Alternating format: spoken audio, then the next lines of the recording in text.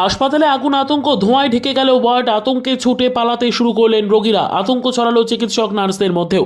ধোঁয়ার কারণে রোগী থেকে শুরু করে চিকিৎসক প্রত্যেকেরই শ্বাসকষ্টজনিত সমস্যা শুরু হয়, যদিও কিছুক্ষণের মধ্যেই স্বাভাবিক হয় পরিস্থিতি। হাসপাতালের পাশে আবর্জনা স্তূপের আগুন থেকে ছড়ায় এই আতঙ্ক। ঘটনাস্থলে আসে দমকল, নিয়ন্ত্রণে আসে আগুন। মালদা জেলার হরিশ্চন্দ্রপুর গ্রামীণ হাসপাতালে এই আগুন, আতঙ্ক ছড়িয়ে পড়ে। হাসপাতালের পাশে জমে রয়েছে আবর্জনার স্তূপ, সেখানেই কোনোভাবে আগুন লেগে যায়। তারপরে বিষাক্ত ধোঁয়ায় ঢেকে যায় সমগ্র ওয়ার্ড। ধোঁয়ার বিভৎসতায় প্রসূতি থেকে শুরু করে অন্যান্য রোগীরা ওয়ার্ডের বাইরে বেরিয়ে যেতে শুরু করে। ছড়িয়ে পড়ে ব্যাপক চাঞ্চল্য।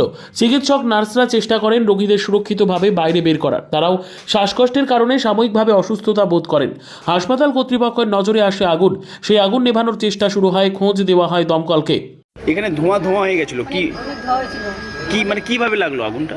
ওখানে পুরা জ্বলাচ্ছিল, মানে নোংরা আবর্জনা? জ্বলাচ্ছিল, অনেক ধোয়া করছিল, কাশি আসছিল, প্রচুর গন্ধ করছিল, খাবার আসছিল না। একটা সবাই বাইরে তারপরে পাইপ এনে ওখানে সব আগুন টাগুন মিশালো।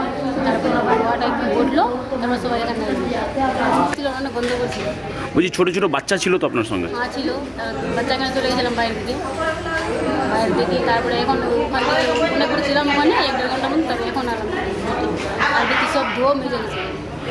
মানে আজব জ্বালা ছিল, বন্ধ লাগছে, দমটা বন্ধ হয়ে তারপরে চলে গেছিলাম। তারপর কিছুক্ষণের মধ্যেই স্বাভাবিক হয় পরিস্থিতি, যদিও ব্লক স্বাস্থ্য দপ্তর সূত্রে জানা গেছে হাসপাতালে জৈব বর্জ্য ব্যবস্থাপনা রয়েছে। সেখান থেকে আবর্জনা বের করার সময় বা নিয়ে যাওয়ার সময় বিভিন্ন জায়গায় ছড়িয়ে ছিটিয়ে পড়ে। সেই জায়গায় কেউ ধূমপান করে ফেলার ফলে বা অন্য কোনো কারণে আগুন লেগে গেছিল।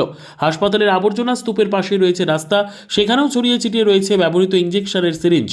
বজ্র ব্যবস্থাপনা নিয়ে তৈরি হয়েছে প্রশ্ন, যদিও সকল রোগী নিরাপদে রয়েছেন বলেই জানা গেছে। হঠাৎ করে আমরা ডিউটি অবস্থায় ধোঁয়া দেখতে পাই, এখন ছড়িয়ে গেছে ওয়ার্ডে। সেই মুহূর্তে আমি ও কর্তব্যরত যারা আমাদের সিস্টার দিদিরা রয়েছেন, দাদারা রয়েছেন, সবাই মিলে পেশেন্টকে ইভ্যাকুয়েট করার জন্য লেগে পড়ি।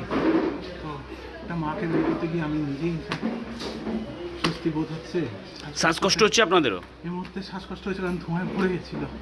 তো এখন পরিস্থিতি কিছুটা নিয়ন্ত্রণে আছে, সব কোনো পেশেন্টের কোনো ক্ষতি হয়নি, সবাইকেই ভালোভাবে। আগুনটা কোথায় লেগেছিল?